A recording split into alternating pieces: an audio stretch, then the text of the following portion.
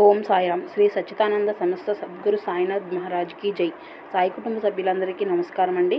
ఆ సాయినాథ్ ఆశీస్సులు మనపై ఎప్పుడూ ఉండాలని కోరుకుంటూ ఈరోజు వీడియో అయితే స్టార్ట్ చేయబోతున్నాను ఫ్రెండ్స్. ఈరోజు వీడియోలో తెలియజేయబోయే సందేశం ఏమిటంటే, నీ కోసం ఒక మంచి శుభవార్తను అయితే తెచ్చాను తల్లి. అదృష్టం ఉంటేనే వినగలవు, శ్రద్ధగా విను, అశ్రద్ధ చూపకుండా అనేసి బాబాగారు మన కోసం ఒక మంచి శుభవార్తను అయితే తెలియజేయబోతున్నారు అండి. అశ్రద్ధ చేయకుండా వినండి. ఇక వీడియో స్టార్ట్ చేసే ముందు ఒక చిన్న రిక్వెస్ట్ ఫ్రెండ్స్, నా ఛానల్ని ఎవరైనా కొత్తగా చూస్తున్న వారంటే వాళ్ళు సబ్స్క్రైబ్ చేసుకోండి. నా వీడియోని ఎక్కడా స్కిప్ చేయకుండా చూడండి ఫ్రెండ్స్. నా వీడియో కనుక మీకు నచ్చినట్లయితే ఒక చిన్న లైక్ చేయండి ఫ్రెండ్స్. నీవు ఆందోళన చెందకు తల్లి. నీవు ఎన్ని రోజుల నుండి నీవు దేనిని దూరం చేసుకున్నావో, ఏదైతే దూరమై నీవు అవమానాలు పడుతున్నావో అవి నీ వద్దకు చేరే సమయం ఆసన్నమైంది. అది ఎంతో లేదు, రేపటి రోజున నీవు తిరిగి పొందుతావు. సంతోషంగా ఉండు. కర్మఫలాలు అందరూ అనుభవించవలసిందే. ఒక్కొక్కరు ఒక్కొక్కలాగా అనుభవిస్తూ ఉంటారు. నాకు మాత్రమేనా ఈ పరిస్థితి అని నీవు భ్రమపడుతున్నావు కదా. ఈ వార్తను నేను నీకు అందించడానికి గత కొన్ని సంవత్సరాలుగా ఎదురు చూస్తూ ఉన్నాను. కానీ నీ కర్మఫలాలను బట్టి ఇంత సమయం పట్టింది. నీ యొక్క రుణ బాధల వలన నీ కుటుంబం అంతా కూడా ఎంతో వేదనలో ఉంది. ఎన్నో బాధలతో కూడిన జీవితాన్ని గడుపుతున్నారు. నాకు అయితే తెలియనిది కాదు కదా ఇది. నీ అదృష్టం ఏమిటో తెలుసా? నీకు అనుకూలమైన కుటుంబం ఉంది.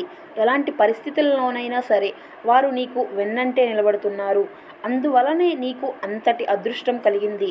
అంతటి మంచి కుటుంబం ఆదరణ నీకు ఉంది. కాబట్టి నీవు అంతటి అదృష్టవంతుడివి.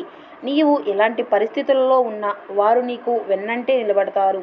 అందువలనే నీకు ఎదురైనటువంటి ఇంతటి క్లిష్ట పరిస్థితుల్లో కూడా ధైర్యంగా నిలబడ్డావు. ఆదాయ మార్గాలు అన్నీ మూసుకుపోయినా గుట్టు బయటకు రాకుండా ఎంతో ఓర్పుగా ఉన్నంతలోనే రోజులను గడుపుకుంటూ ఉన్నావు. ఎంతటి కష్టం వచ్చినా కుటుంబ సహకారంతో మీ ఇద్దరూ కూడా ఒక్క మాటగా మీద కలిసికట్టుగా ఉండే ఎలాంటి పరిస్థితులను ఎదురైనా సరే ముందుకు పోవచ్చు అని మిమ్మల్ని చూసి అందరూ నేర్చుకోవాలి బిడ్డ. నీవు కూడా కొన్ని విషయాలు తెలుసుకొని జాగ్రత్త వహించాలి. నీకు మంచి ఉద్యోగం ఉంది. ఇప్పుడు నీవు ఒక పొరపాటు గనక చెయ్యకుండా ఉంటే నీ పరిస్థితి వేరుగా ఉండేది. అవునా కాదా? ఏమిటి బాబా అంతా బాగుంది అని చెబుతూనే మళ్ళీ ఇలా అంటున్నారు అని భయపడకు. అంతా బాగుంది కనుక ముందు చేసిన తప్పు మళ్ళీ చేయకూడదని నిన్ను మళ్ళీ హెచ్చరిస్తున్నాను. ఇక పరిస్థితులు అన్నీ కూడా చక్కబడతాయి. ఇప్పటికే మార్పులు అన్నీ కూడా మొదలైనాయి. ఇక నీ కుటుంబంలో వచ్చే మార్పులు నీవే గ్రహిస్తావు కదా. అన్ని విధాలుగా ఆదాయం వచ్చే సమయం వస్తుంది. ఇక ఆదాయానికి ఏ లోటు ఉండదు. అప్పులు అన్నీ ఒక్కొక్కటిగా తీరుతాయి. నీ వద్ద నుండి సంపద దూరం అయ్యేటప్పుడు చాలా వేగంగా పోతుంది, కానీ వచ్చేటప్పుడు మాత్రం నిదానంగానే వస్తుంది బిడ్డ. అయితే సంపద తిరిగి రావడం మొదలు అయితే ఆగడం అనేది జరగదు. స్థాయి పెరిగింది కదా అని గర్వాన్ని మాత్రం ఎప్పుడూ దరిచేరనివ్వకు. ఇతరులకి నీవు చేస్తున్న సహాయం, వారిపై ఉన్న ప్రేమ మర్యాదలు చూసినప్పుడు చాలా సంబరంగా అనిపిస్తుంది నాకు. నీకు లేకపోయినా, అప్పులలో కూరుకుపోయినా నీవు ఉన్నంతలోనే ఇతరులకు ఏదో ఒక విధంగా సహాయం చేయాల్సిందే అనే తపన నాకు నిన్ను చూస్తుంటే చాలా సంతోషంగా ఉంది బిడ్డ. చాలా సంతోషంగా ఉంది.